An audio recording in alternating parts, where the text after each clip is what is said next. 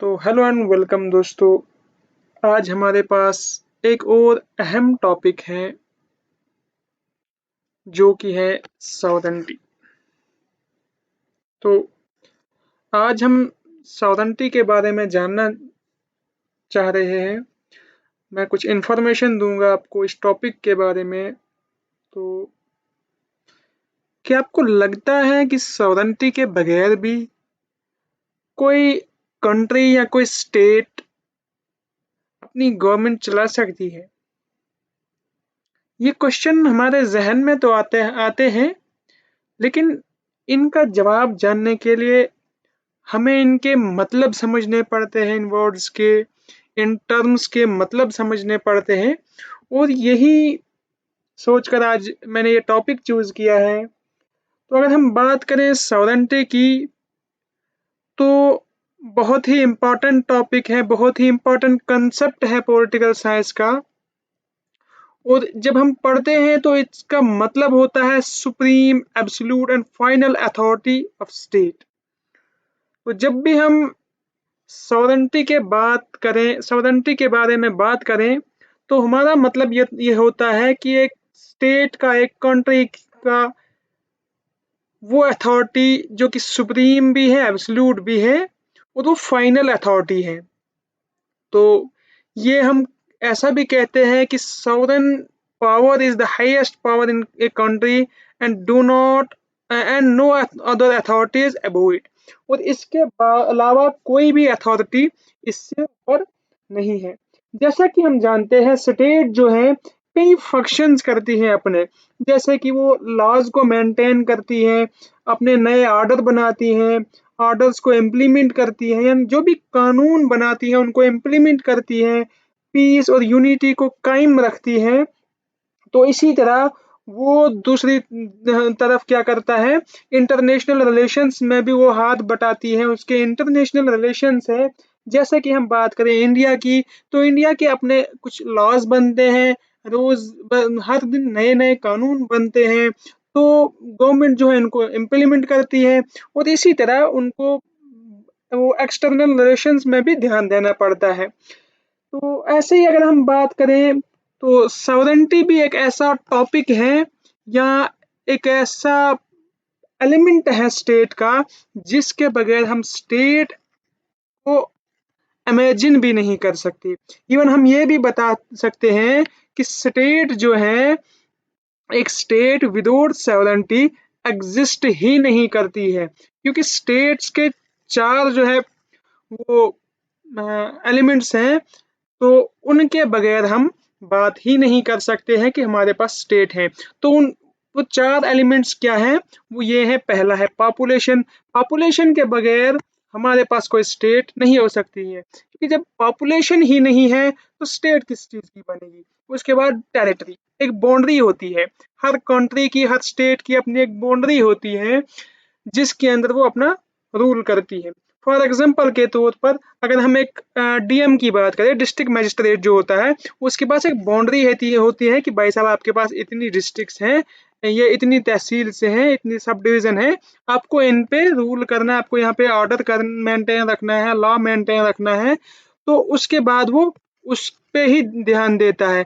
लेकिन अगर से हम उसे ही बता दें कि आपको फलानी जगह जाना है, या आपको जम्मू में जाना है, आपको कश्मीर में जाना है, आपको वहाँ पे क्या है, लॉ एंड ऑर्डर मेंटेन करना है, लेकिन अब उसको ये पता नहीं कश्मीर इतना बड़ा है, मैं यहाँ कब पहुंचूं, मैं यहाँ कब पहुंचूं, मैं यहाँ कब पहुंचूं, मैं यहाँ कब पहुंचूं, तो उसको पता नहीं मुझे कैसे करना है। इसलिए उसको एक बाउंड्री दी गई है, फिक्स बाउंड्री, जिससे वो क्या कर सके, अपने बॉर्डर को, वो अप, वो अपने बॉर्डर के अंदर की वो पीस जो है मेंटेन रखे, लॉ एंड ऑर्डर मेंटेन रखे। उसके बाद हम तीसरी बात करें तो वो है गवर्नमेंट। तो गवर्नमेंट भी एक अहम जरूरी चीज है। और चौथा जो है वो है फिर हमारा टॉपिक सॉवरेनिटी, तो जिसको हम बताते हैं कि एब्सोल्यूट पावर है।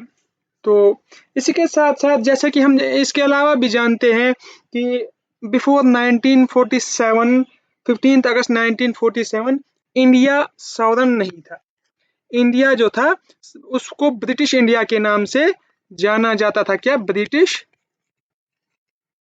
इंडिया।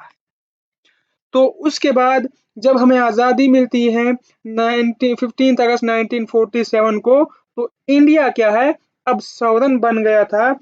मतलब अब इंडिया जो था, अब वो फ्री था, किससे, दो कंट्रोल से, एक तो एक्सटर्नल और दूसरा इंटरनल।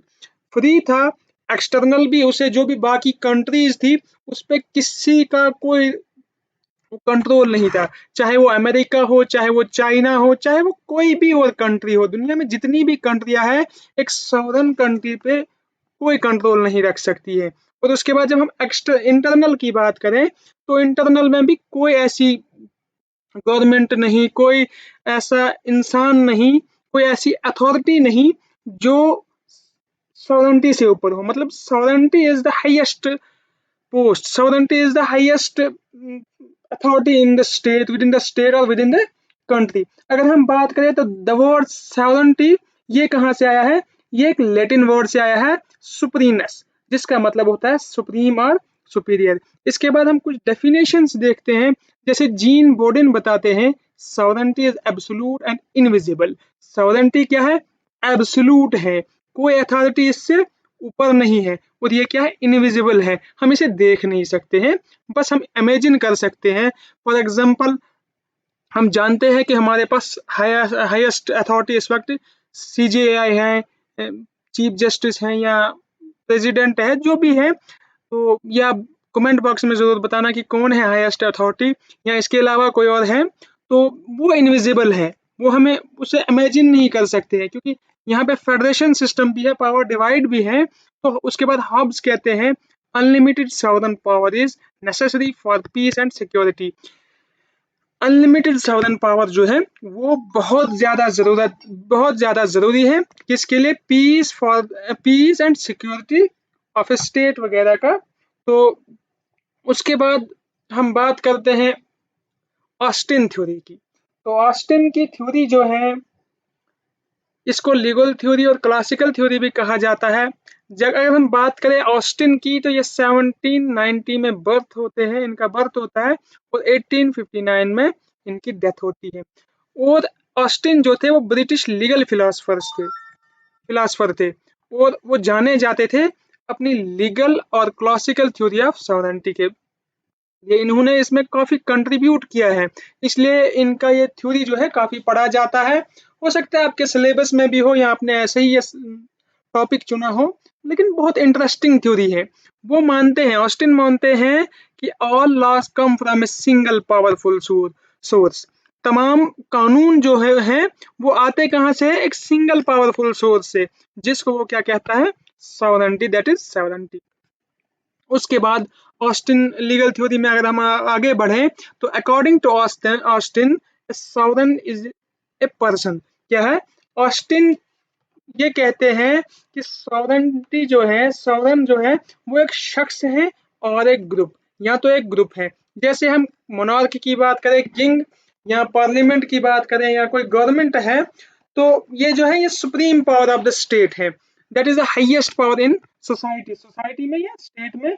ये क्या है, एक हाईएस्ट पावर है, और इनसे ऊंची अथॉरिटी, इनसे हाई अथॉरिटी स्टेट या सोसाइटी में कोई नहीं है। लेकिन सॉवरेंटी वहीं पे वो बताते हैं कि he also state the sovereign must be obeyed by people.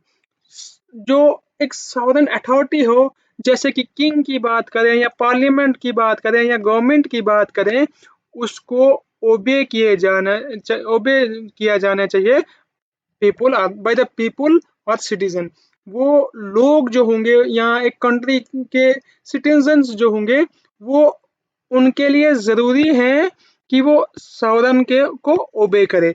और वो ये भी कहते हैं, but the sovereign itself does not have to follow any authority. लेकिन जो हाईएस्ट पर्सन होगा, जो सुप्रीम अथॉरिटी होगी, वो किसी को फॉलो नहीं करेगी, उसको इट्स अपने आप से किसी हायर अथॉरिटी को फॉलो नहीं करना है, और ना ही वो किसी रिस्ट्रिक्टेड होगी किसी लॉज से जो कि बाकियों से बनाया गया हो। फॉर एग्जांपल के तौर पर, अगर अमेरिका ने कोई कानून बनाया, अमेरिका यूएस कोई कानून बनाता है, या यूएन कोई कानून बनाता है, चाइना कोई भी कानून बनाता है, पाकिस्तान कोई भी कानून बनाता है, तो इंडिया को कोई फर्क नहीं पड़ेगा उससे।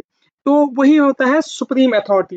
जैसा कि हम बात करें कि ये जो सॉवरन होता है, इसका काम होता है सिर्फ कमांड देना, ऑर्डर देना, और उसके बाद उसको ओबे करेंगे कौन? सिटीजन्स और people in with in a society या विद इन ए कंट्री या विद इन ए स्टेट। ये एक अलग मसला है, उसकी वो बाउंड्री कितनी होगी वो अलग मसला है। लेकिन सॉवरन जो होता है ये एक स्टेट में हाईएस्ट अथॉरिटी होती है। तो हम बात करेंगे स्टेट में जो भी सिटीजन्स होंगे वो क्या करेंगे, वो ओबे करेंगे कमांड ऑफ सॉवरन को। सॉवरन की जो भी कमांड होगी उसको वो ओबे करेंगे। और उसके बाद हम बात करेंगे सॉवरेंटी इन इंडिया। इंडिया की क्या सॉवरेंटी है? तो जैसे ही हम जानते हैं कि इंडिया के कॉन्स्टिट्यूशन में जो स्टार्टिंग का पेज है वो क्या है, वो है प्रीमेबल। जैसा कि हम इसमें पढ़ सकते हैं we the people of India, तो जो हमें शो करता है पॉपुलर सॉवरेंटी। मतलब यहाँ पे क्या है, पॉपुलर सॉवरेंटी है, जो अथॉरिटी है वो हाईएस्ट अथॉरिटी है, लेकिन कैसे है, वो डेमोक्रेटिक वे में है। जैसे कि हम बात करें इंडिया की, तो इंडिया क्या है, इंडिया की सॉवरेन जो है वो डेमोक्रेटिक रिपब्लिक है। मतलब यहाँ के कानून तो बनाएंगे लोग, मगर वो इनडायरेक्ट तरीके से बनाएंगे। वो अपने इलेक्शंस के थ्रू या इनडायरेक्ट या डायरेक्ट जो भी हो, इलेक्शंस के थ्रू एक रिप्रेजेंटेटिव चुनते हैं जो कि पार्लियामेंट में जाके लॉज बनाता है। और पार्लियामेंट का काम क्या है, लॉज बनाना। और constitution is a supreme law, और इंडिया का जो सुप्रीम लॉ है वो कॉन्स्टिट्यूशन है। उसके बाद the supreme court ensure constitutional supremacy. और कॉन्स्टिट्यूशनल सुप्रीमेसी को कौन देखता है, वो देखता है सुप्रीम कोर्ट। और इसी के साथ कुछ कैरेक्टरिस्टिक की बात अगर करें हम, सॉवरेंटी के जो कुछ कैरेक्टरिस्टिक हैं वो है सबसे पहले एब्सोल्यूट पावर। क्या है, एब्सोल्यूट पावर, मतलब कि सॉवरेन जो अथॉरिटी होगी उसके पास सबसे ज्यादा पावर होगी। तो इसके बाद इसके कुछ क्रिटिसिज्म भी है, वो हम अगले वीडियो में देखते हैं। आज के लिए इतना ही। अगर आपको वीडियो पसंद लगा है तो लाइक और शेयर जरूर करें। Thank you.